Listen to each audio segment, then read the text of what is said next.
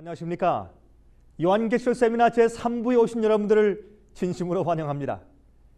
우린 지난 시간에 제2부에서 요한계시록 2장과 3장에 나오는 7교회 예언 중에서 두아디라 교회에 대해서 공부하던 중에 시간을 마쳤습니다.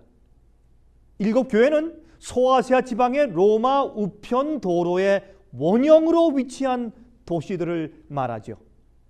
이 실제 도시들은 초대교회에서부터 예수 재림 때까지의 7시대의 교회들의 상태를 같이 상징적으로 예언해주고 있는 것이었습니다. 7교회의 각 교회들의 예언에는 6가지 내용들로 구성되어 있는 것을 우리가 보았습니다. 그 이름의 뜻과 또 거기에 해당되는 시대의 교회에 대한 영적인 상태와의 관계와 도시의 특성과 또한 칭찬과 책망과 훈계와 또한 이기는 자에게 대한 약속, 이 6가지로 구성되어 있는 것을 우리가 배웠습니다.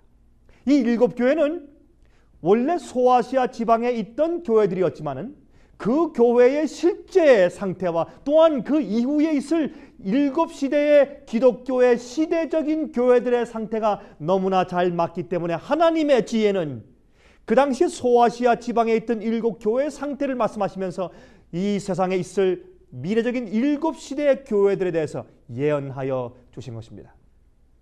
두아디라 교회는 그 4번째 교회입니다. 지난 시간에 그 두아디라의 이름의 뜻과 그 도시의 성격에 대하여서 같이 공부해 보았습니다. 첫 번째, 두아디라의 이름의 뜻은 무엇이었습니까? 통탄스러운 희생이라는 뜻이었습니다. 다시 말해서 진리를 타협한 암흑 시대에 있었던 사건을 말하는 것입니다. 통탄스럽게 희생을 했던 시대입니다. 진리를 핍박하였던 시대였던 것을 우리가 배웠습니다. 두 번째, 그 도시의 두아디라 도시의 특징은 무엇이었습니까? 군대를 주둔시키던 곳이었지만은 약하게 보이던 곳이었습니다. 교회가 허약한 상태에 있다 그 말입니다. 그렇죠? 오늘은 이 두아디라 교회에 대한 칭찬에 대해서 우리가 공부하기 시작할 시간입니다. 우리 세 번째 칭찬입니다. 그 칭찬 가운데 나중 행위가 처음보다 더 많다고 말씀되어 있습니다. 나중 행위가 처음보다 더 낫다고 말씀되어 있는 것입니다. 그것은 종교 개혁을 의미하지요. 타락하고 타협해서 깜깜하게 되었던 교회가 나중 형편이 나타나는 것은 그 나중에 그 시대의 마지막 편에 가서 이제 종교 개혁이 생겼습니다. 루터와 낙스와 칼빈과 주잉글리 같은 사람들이 일어나서 종교 개혁을 시작했습니다. 그래서 그 교회 형편이 나중 형편이 더 나았다고 그렇게 예언해 주고 있는 것입니다. 네 번째, 책망에 대해서 우리가 공부할 차례입니다. 여러분, 이 책망은 이 교회에 이렇게 설명했습니다. 이세벨을 너희가 용납했다고요. 그가 내 종들을 꿰어 행음하게 했다고요. 이것은 얼마나 놀라운 예언인지 모릅니다. 여러분, 이세벨은 우리가 잘 알다시피 베니기아의 왕의 딸이었습니다. 그가 이스라엘 왕인 아합의 아내가 되었죠. 여러분, 아합 왕이 어떻게 그 이방 신을 섬기는 그 왕의 이방 신의 그 제사장의 딸과 함께 결혼을 하였는지 우리가 이해할 수 없지만은, 그러나 바로 이 이세벨이 아합의 아내가 되었습니다. 그래서 바알 신의 숭배를 이스라엘 나라에, 다시 말해서 하나님의 교회에 들여오게 된 것입니다. 그래서 하나님의 교회의 지도자와 바알 신의 제사장의 딸과 같이 결혼했다 그 말입니다. 다시 말해서 배도한 교회, 타협한 교회, 진리와 이교의 가르침이 들어와서 같이 타협한 교회 시대를 설명하기 위해서 바로 너희가 이세벨을 받아들였다고 그렇게 설명을 하신 것입니다. AD 538년도에 로마의 저스티니안 황제가 로마에 있는 교회의 감독에게 세상 모든 교회의 머리요 또한 이단을 심판하는 자로서 임명하여 준 사실을 우리가 역사에서 보게 됩니다. 그때부터 1260년간의 세력을 그가 떨치게 되었습니다. 그가 독재를 하게 되었습니다. 종교와 국가를 통틀어서 놀라운 세력을 발휘하는 독재 세력을 그가 가지게 되었습니다. 이 예언은 앞으로 반복해서 나올 것이기 때문에 그때 가서 더 자세히 말씀을 드리기로 하겠습니다. 이 시대는 이교의 가르침을 교회에 들여온 대타협의 시대였습니다. 기독교의 진리와 이교의 가르침을 혼합시킨 시대였습니다. 이세벨이 한 것처럼 말입니다. 바알신과 이스라엘의 참 하나님의 종교가 합쳤던 것처럼 바로 이 시대에도 참된 기독교회와 오류가 들어온 것과 같이 합쳐서 대타협한 그런 시대였었습니다. 예를 들어서 영혼 불멸설, 또 영원한 지옥불에 대한 가르침, 연옥에 대한 가르침, 마리아에 대한 숭배, 행함으로 공로를 얻는다는 잘못된 복음과 또한 고해 성사의 가르침과 안식일의 변경 등 같은 많은 오류가 들어오게 된 것입니다. 이 중세기에 진리를 사랑하고 주장하던 신실한 많은 그리스도인들이 순교를 당해서 죽었던 시대가 바로 이 시대입니다. 이 시기에 교회가 정치의 힘을 입어서 약 5천만 명 이상의 참된 그리스도인들을 죽였습니다. 핍박하고 죽였습니다. 여러분, walden스인들을 어떻게 한줄 아십니까? 여러분, 제가 피드먼 골짜기에 이태리의 남서부 쪽과 또한 이 불란서의 남서부 쪽과 이태리의 북서쪽이죠. 그곳에 가면 이 피드먼 골짜기가 있습니다. 그 피드먼 골짜기에 가서 보면 옛날 walden스인들이 살던 곳이 나옵니다. 거기에서 그 이야기를 들어보면 참 가슴이 뭉클하지 않을 수가 없습니다. 참으로 진실되고 신실한 사람들이 말씀으로 살기 위해서 성경대로 믿고 가르치고 살기 위해서 그 높은 산속으로, 알프스 산속으로 도망간 것입니다. 거기서 그들이 이제 굴 속에 들어가서, 큰 바위 굴 속에 들어가서 예배를 드리곤 했습니다. 그때 그 walden스인들을 토벌하러 온 군대들이 그 구멍 입구 앞에 불을 피워놓습니다. 그때 사람들이, 그 교인들이 그 속에서 너무 연기에 매워서 있을 수가 없으므로 하나씩 기어 나올 때 그 앞에 섰던 군대들이 그들을 큰 몽둥이로 머리를 때려서 그 피가 알프산의 하얀 그 눈을 새빨갛게 물들이듯이 다 물들이고 그들이 죽어간 것입니다.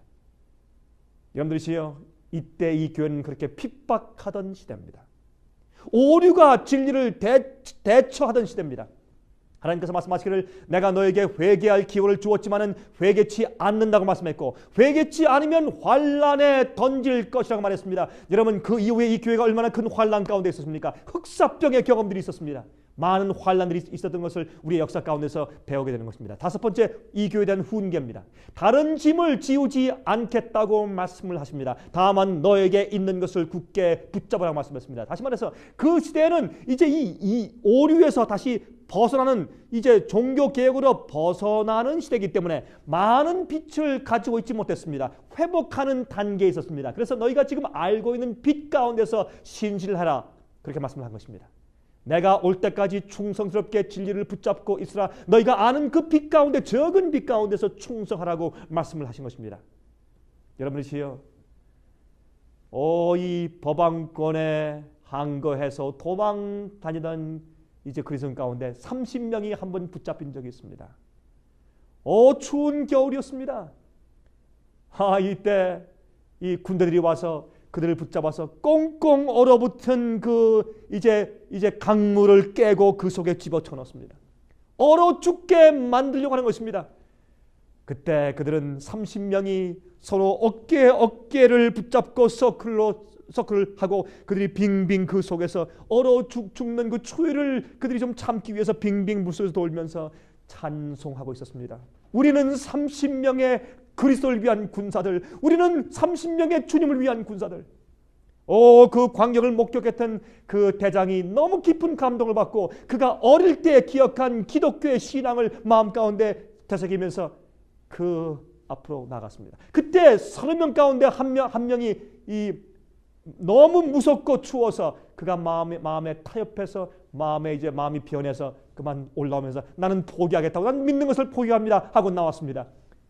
그때 이 대장이 그러면 내가 당신의 자리를 대체하겠소 라고 대장이 들어가서 그 나머지 29명과 같이 이제 어깨를 같이 이제 하고서 같이 돌아다니는 것입니다. 그때 그들의 찬송이 우리는 30명에서 29명의 주님을 위한 군사들이라고 찬송을 부르다가 다시 이 대장에 들어갔을 때 그들은 다시 우리는 주님을 위한 30명의 군대들이라는 찬송을 다시 부르게 되었다는 것입니다. 여러분, 이기는 자에게 대한 약속이 또한 기록되어 있는 것을 우리가 볼 수 있죠. 이 교회는 끝까지 내 일을 지키는 자에게 만국을 다스리는 권세를 주겠다고 그렇게 말씀하신 약속이 기록되어 있습니다. 로마의 교회나 핍박자들 앞에서 연약하게 보일지 모르지만은 그러나 그들은 우주의 왕이 함께하는 사람들이었습니다. 앞으로 그들에게 만국을 다스리는 권세를 줄 것이었습니다. 이것이 이기는 자들에게 주는 주님께서 그 교회 시대에 주시는 주님의 약속이었습니다. 예수님과 함께 세상을 다스릴 권세를 그들이 받는 것입니다. 내가 또 그에게 새벽별을 줄 것이라고 말했습니다. 무슨 뜻입니까? 요한계시록 22장 16절에 말씀하시기를 나 예수는 교회들을 위하여 내 사자를 보내어 이것들을 너에게 증거하게 하였노라. 나는 다윗의 뿌리요 자손이니 곧 광명한 새벽별이라 하시더라 그랬습니다.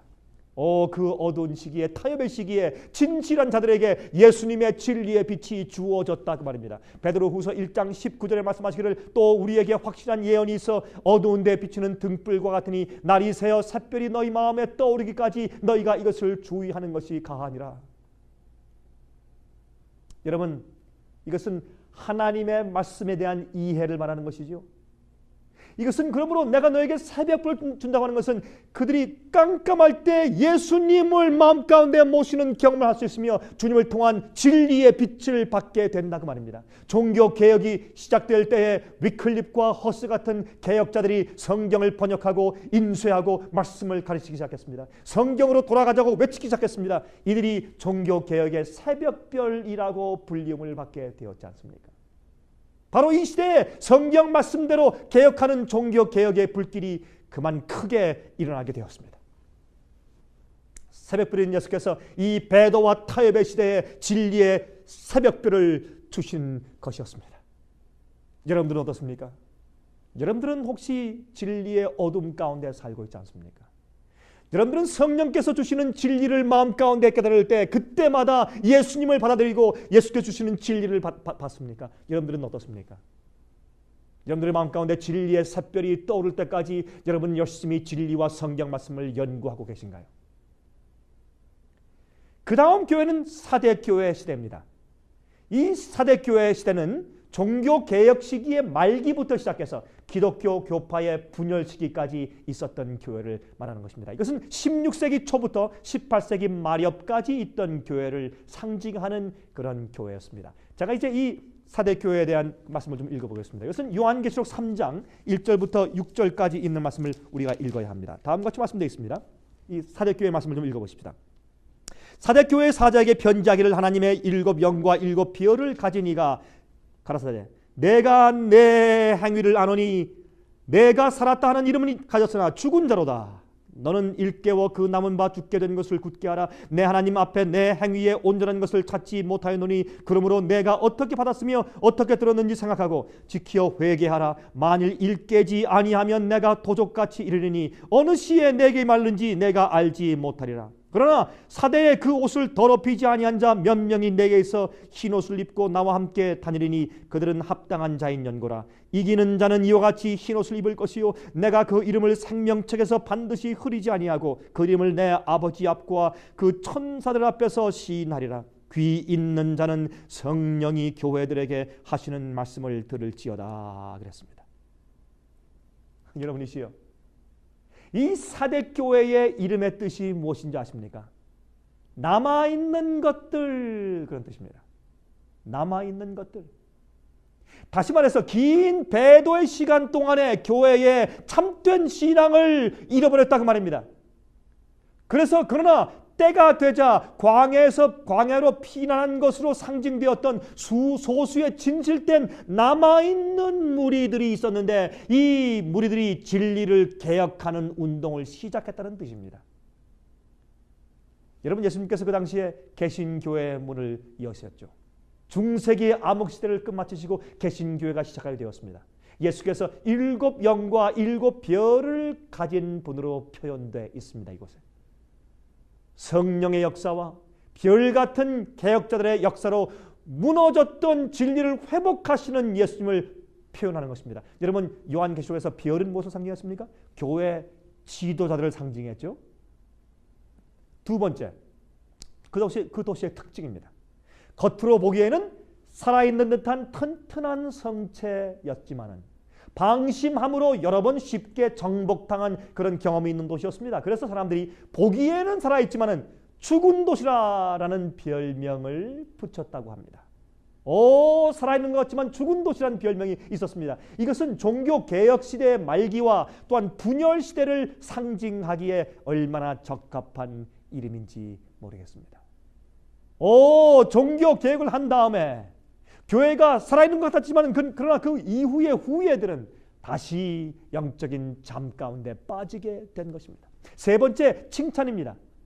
여러분, 사대교회에 대한 칭찬은 거의 없습니다. 이 시대는 과거의 종교개혁자들이 이루어 놓은 영광에만 의존하고 살던 시대였습니다. 그래서 외적으로는 살아있는 것 같았지만 실제적으로 속에는 영적으로 죽은 교회가 바로 이 교회 시대인 것입니다. 개신교회가 참신앙을 회복하는 것 같이 보였지만은 종교개혁을 통해서 개신교회가 참신앙을 회복하는 것처럼 보였지만은 개혁자들이 죽자 다시 그 후예들이 그 생명력을 잃어버린 시대가 되었다, 그 말입니다. 바로 그 시대에 대한 특징을 설명하시고 있는 것입니다. 네 번째는 이 교회에 대한 책망입니다. 내가 살았다 하는 이름은 가졌지만은 죽은 자로다. 내가 살았다 하는 이름은 가졌으나 죽은 자로다. 그 위대한 종교개혁이 나중에는 조직된 교파들로 전락해버리고 말았습니다. 영적으로 다시 죽었다, 그 말입니다. 종교개혁은 여러분 계속되어야 합니다. 종교개혁은 아직 끝나지 않았습니다. 종교개혁은 계속되어야 합니다. 여러분, 지금 이 시대에도 종교개혁이 계속 이루어져 가야 합니다. 아직도 과거의 오류들에서 다 벗어나지 못했습니다. 여러분 아십니까? 우리의 가르침들 가운데서 아직도 과거의 오류에서 다시 계속 개혁해야 하는 그런 일들이 계속 진행되어야 합니다.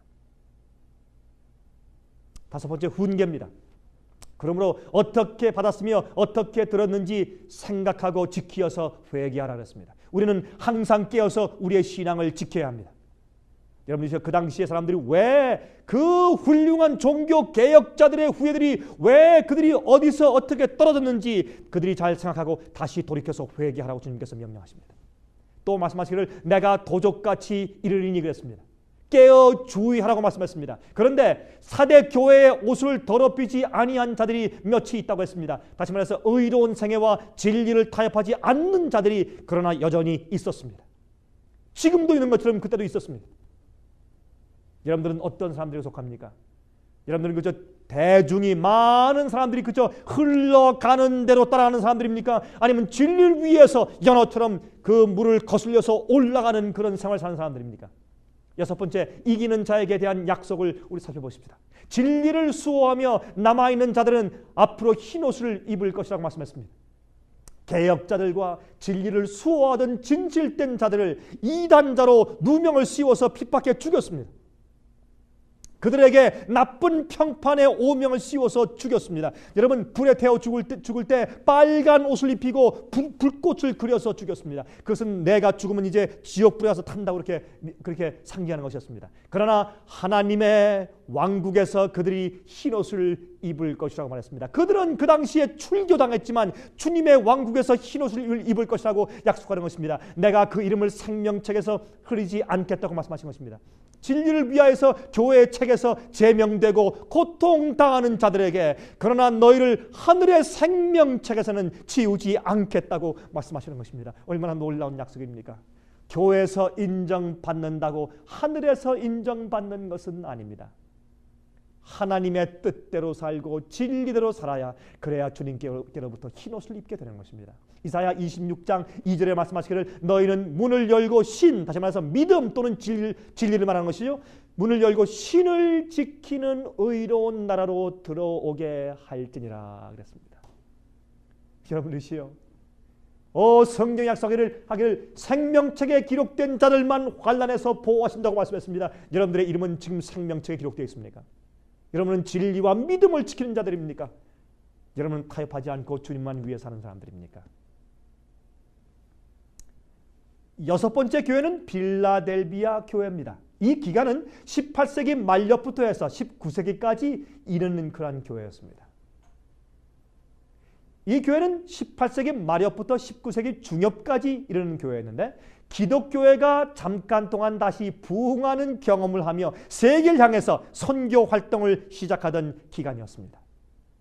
훌륭한 기간이었습니다. 우리 이 기간에 대해서 우리가 요한계시록 3장 7절부터 13절까지 있는 말씀을 좀 펴서볼까요? 요한계시록 3장 7절부터 11절까지 7절부터 13절까지죠. 보면 빌라델비아 교회에 대해서 설명했습니다. 우리 한번 좀 읽어보십시다. 빌라델비아 교회의 사자에게 편지하기를 거룩하고 진실하사 다윗의 열쇠를 가지신 이 곧 열면 닫을 사람이 없고 닫으면 열 사람이 없는 그이가 가라사대 볼지어다 내가 내 앞에 열린 문을 두었으되 능히 닫을 사람이 없으리라. 내가 내 행위를 아노니 내가 적은 능력을 가지고도 내 말을 지키며 내 이름을 배반치 아니하였도다. 보라 사탄의 회 곧 자칭 유대인이라 하나 그렇지 않고 거짓말하는 자들 중에서 며칠 내게 주어 저희로 와서 내 발 앞에 절하게 하고 내가 너를 사랑하는 줄을 알게 하리라.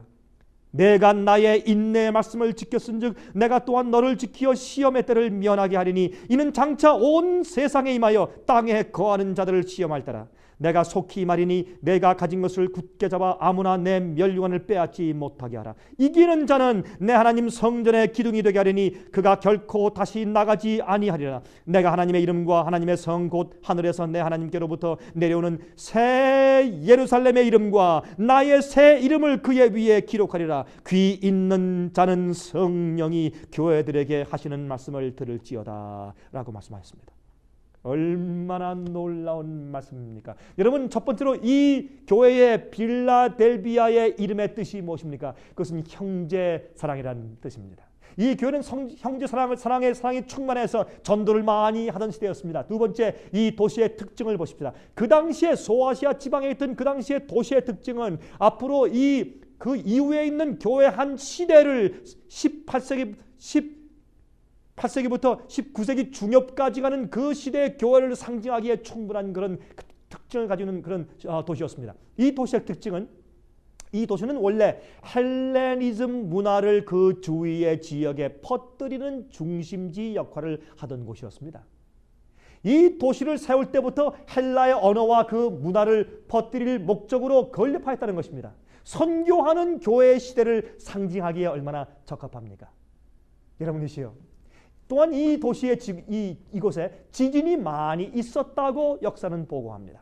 사람들이 짐을 싸들고 이사 나가는 일들이 가끔 있었다는 것입니다. 그래서 나중에 보면 이 교회 약속 중에서 하나님의 성전의 기둥이 되어서 다시는 나가지 않을 것이라고 말했습니다. 왜? 그 당시 이 도시의 특징이 지진이 많아서 이사가는 일들이 종종 있었기 때문에 너희는 앞으로 다시는 이사 나가지 않을 영원한 완광국의 기둥이 될 것이라고 그렇게 말씀을 해주신 것입니다. 얼마나 적합한 말씀입니까? 세 번째, 칭찬을 보십시다.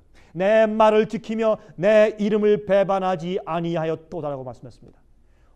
이 빌라델비아 교회는 하나님의 말씀으로 영혼을 채우고 선교에 열심하던 교회의 시대였습니다.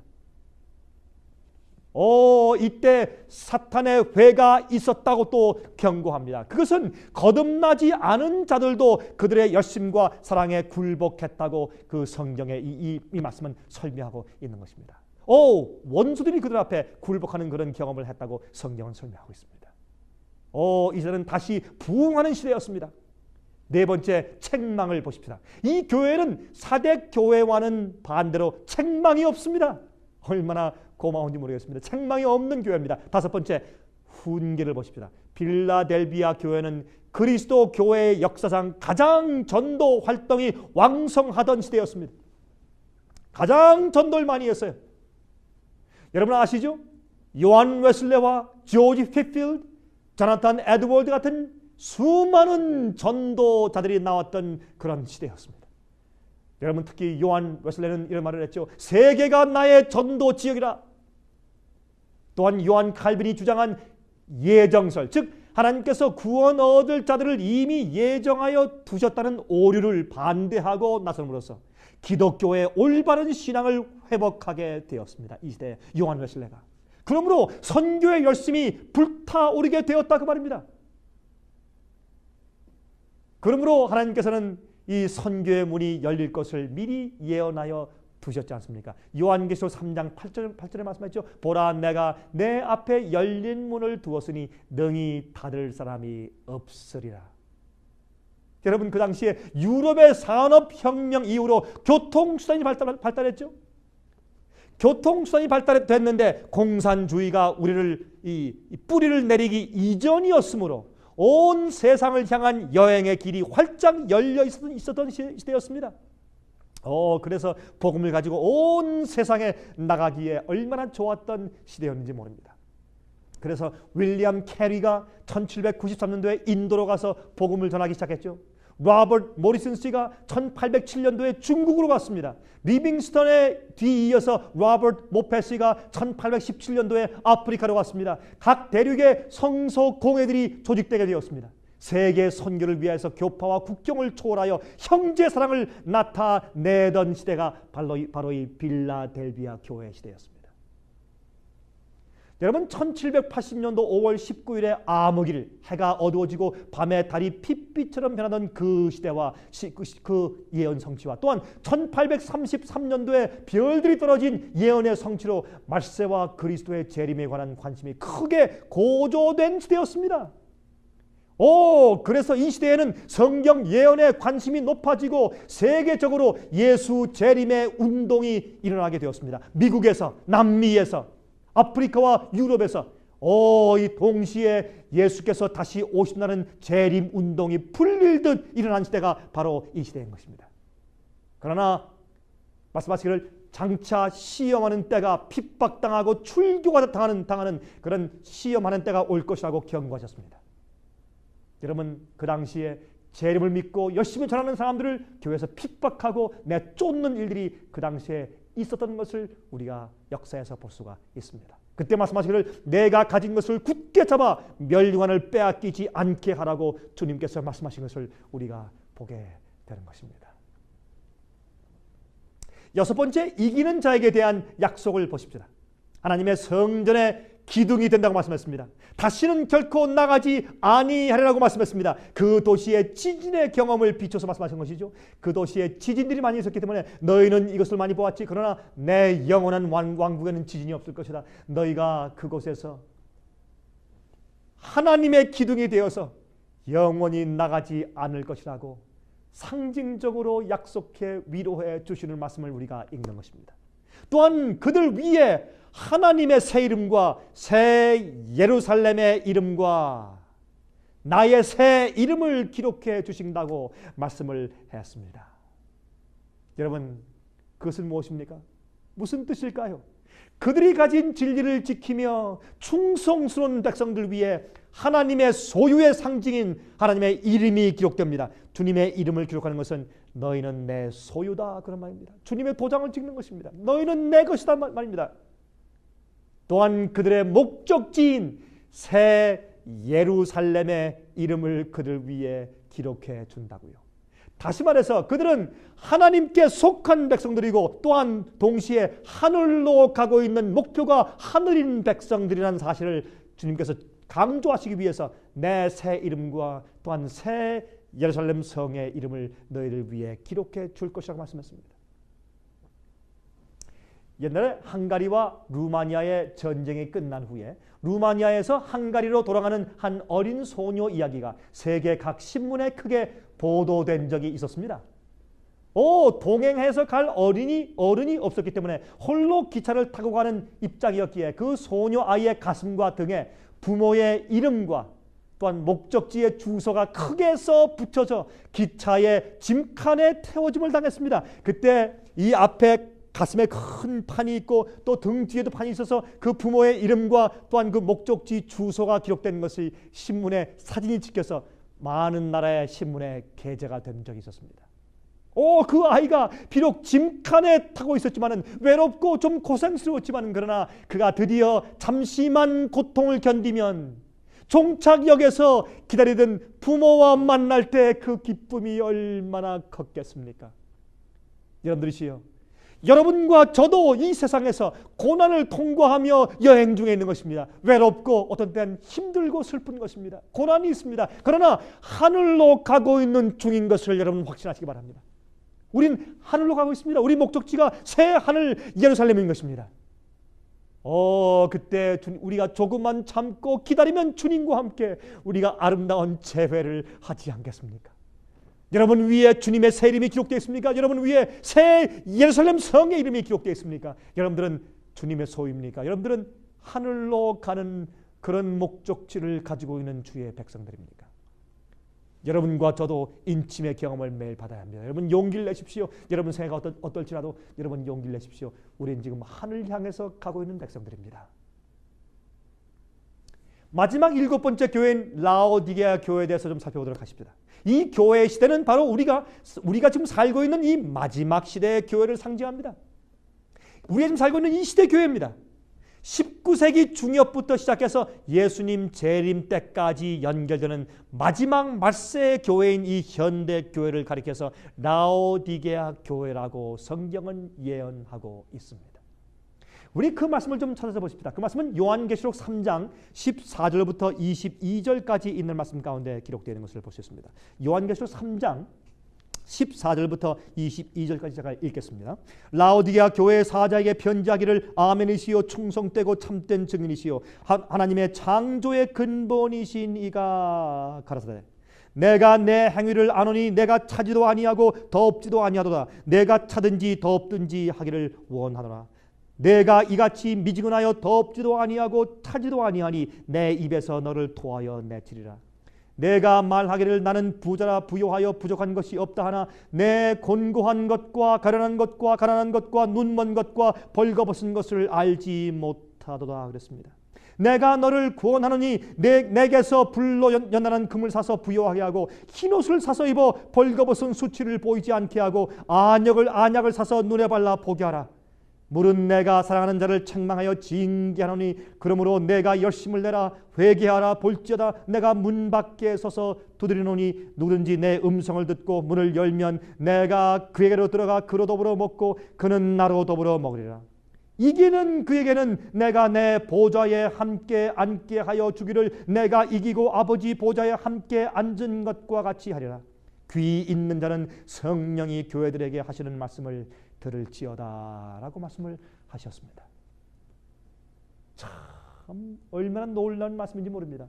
첫 번째 이 라오디게아의 이름의 뜻이 무엇이겠습니까? 이 이름의 뜻은 자기 백성을 심판하심 그런 뜻입니다. 백성을 심판하심 그런 뜻입니다. 그 이름이 의미하듯이 예수께서 재림하시기 전에 하나님께서 당신의 교회를 심판하시는 시기를 말하는 교회입니다. 성경은 하나님께서 당신의 교회를 먼저 심판하신다고 말씀되어 있습니다. 행위대로 그들의 기록대로 심판하신다고 말씀되어 있어요. 그런데 어떤 사람들은 묻습니다. 목사님 그러면 요한복음 5장에 있는 믿는 자들은 심판에 이르지 않는다고 말씀되어 있는데 그 뜻은 무슨 뜻입니까?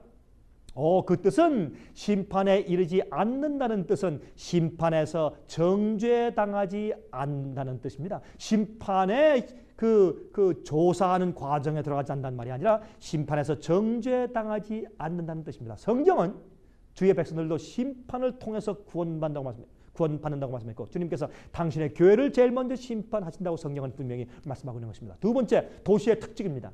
그 도시의 특징이 무엇입니까? 타협의 도시였습니다. 특별하게 특징도 없고 극단적인 것도 없는 도시들이었습니다. 은행들과 재정에 관계된 기관들이 많이 있어서 방문하는 자들에게 그 취향에 따라서 잘 맞추어주는 타협의 도시로 잘 알려진 도시였습니다. 아주 부한 도시였습니다. 자족한 도시였습니다. 또한 라오디게아 도시의 위쪽에 이름이 있는 온천이 있었는데 그 온천 물이 흘러내려오면서 그 도시를 지나갈 때에는 미지근해졌습니다. 그래서 그 물을 맛볼 때 토할 것 같은 맛이 있어서 참 아주 좋지 않았다고 말합니다. 또한 그곳에 안약을 만드는 특별한 약품 회사가 있었습니다. 이런 모든 도시의 특징들 때문에 이제 이 교회에 대한 칭찬과 아니면 이 교회의 책망과 또한 훈계와 또한 약속에 대해서 말씀을 하신 것을 우리가 보게 되는 것입니다. 자, 세 번째 칭찬을 보십시다. 참 두려운 느낌이 듭니다. 이 교회는, 이 시대의 교회는 칭찬이 없습니다. 라오디게아 교회는 칭찬이 없습니다. 여러분이 잘 들어보시기 바랍니다. 네 번째 책망을 좀 들어보십시오. 이 교회의 책망은 무엇입니까? 뜨뜻미지근하단 말입니다. 차지도 않고 그렇다고 덥지도 않단 말입니다. 믿는 것도 아니고 그렇다고 안 믿는 불신자도 아니고 이것도 아니고 저것도 아니고 차지도 않고 뜨겁지도 않고 중간입니다. 뜨뜻미지근합니다. 그것은 안 믿는 것보다 오히려 못하다는 것입니다. 왜 그렇습니까?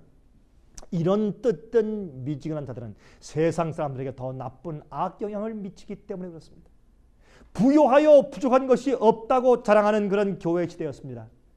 여러분, 오늘날 현재 교회의 형편과 얼마나 그렇게 잘 맞습니까? 그러나 주께서 보실 때 곤고하고 가련하고 가난하고 눈멀고 벌거벗은 상태에 있다고 말했습니다. 가장 7교회 가운데 가장 비참한 형편 가운데 있는 교회가 바로 7번째 라오디게아 교회입니다. 여러분과 제가 지금 살고 있는 이 말세의 현대 교회를 말하는 것입니다. 여러분, 제일 무서운 영적인 형편이 무엇인지 아십니까? 자기 자신들은 부족한 것이 없다고 느끼는 상태인 것입니다.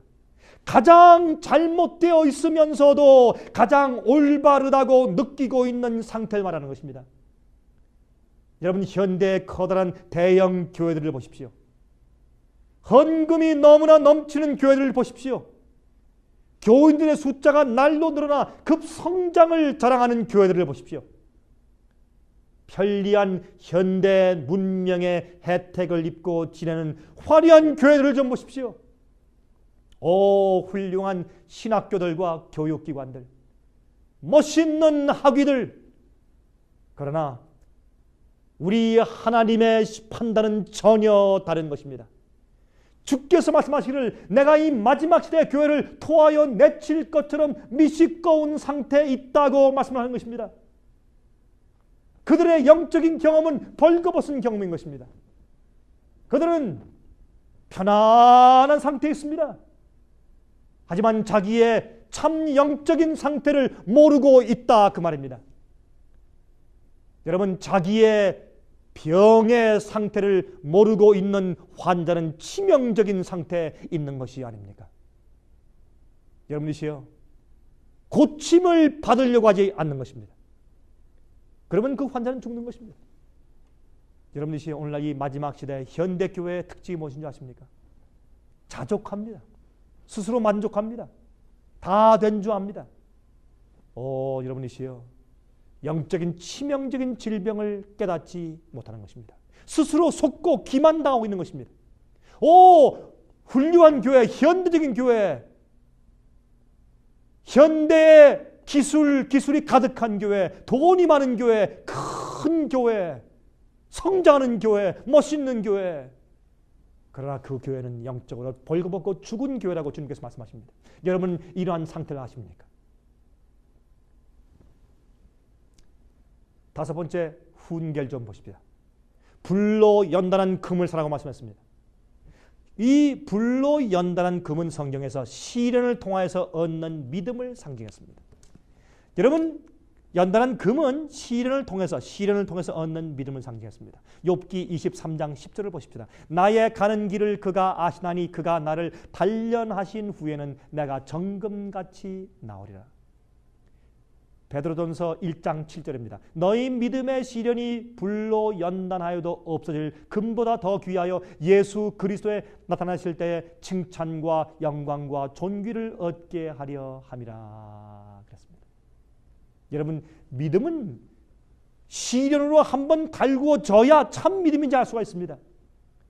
믿음은 쭉정이 같은 그런 혼합물이 다 뜨거운 용광로 속에 들어가서 그 혼합물이 전부 찌꺼기가 다 나간 다음에 참 순수한 금이 나오는 것처럼 참 믿음이 나오는 것입니다. 여러분이시여, 여러분은 시련받은 어떤 환난과 시련이 와도 다시는 흔들리지 아니할 정금 같은 그런 금을 예수님께로부터 샀습니까? 왜 성경에 사라고 했습니까? 그것은 대가를 지불해야 됩니다. 그 대가가 무엇입니까? 돈입니까? 아닙니다. 여러분의 영혼의 굴복입니다. 우리가 우리 자신을 굴복해서 주님께로부터 그것을 사야 합니다. 그 믿음을 살아야 합니다. 여러분이시여 정금을 주십시오 할 때 주님께서 여러분에게 참된 믿음 주기 위해서 가끔 시련을 허락하실 것입니다. 또한 내게서 흰옷을 사라고 했습니다. 흰옷을 사라. 이것은 이사야 61장 10절 보십시오. 내가 여호와로 인하여 크게 기뻐하며 내 영혼이 나의 하나님으로 인하여 즐거워하리니 이는 그가 구원의 옷으로 내게 입히시며 의의 겉옷으로 내게 더하심이 신랑이 사모를 쓰며 신부가 자기 보물로 단장함 갖게 하셨음이라 그랬습니다. 또한 요한계시록 19장 7절 8절 우리가 크게 기뻐하여 그에게 영광을 돌리세 어린 양의 혼인 기약이 이르렀고 그 아내가 예비하였으니 그에게 허락하사 빛나고 깨끗한 세마포를 입게 하셨은즉 이 세마포는 성도들의 옳은 행실이로다 하더라 그랬습니다. 여러분이시여 이 흰옷은 예수 그리스도의 의의 옷입니다. 이것을 입어야 합니다. 예수께서 우리를 그저 겉으로 그냥 씌워주시는 것뿐만 아니라 우리 마음을 의롭게 변화시켜 주시는 것입니다. 여러분 마태복음 22장에 혼인잔치의 예복의 비유가 나오죠. 왕이 자기 아들의 잔치에 다 사람을 초청했습니다. 사람들이 다 와서 앉았는데 왕이 와서 그들이 혼인잔치에 입고 들어올 예복을 입었는지 입지 않았는지 검사하고 조사하는 광경이 나옵니다. 마찬가지입니다. 주님께서 심판하실 것입니다. 이 교회는 심판하는 시대입니다. 참 의의 옷을 입고 있는지 안 왔는지 주님께서 심판하는 시대를 우리가 보고 있는 것입니다.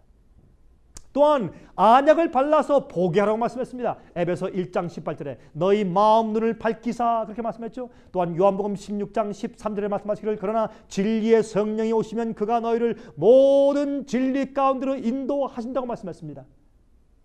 여러분이시여 안약은 성령의 역사를 의미했습니다. 양심을 민감하게 하고 진리를 식별하게 하시는 성령의 역사를 상징했습니다.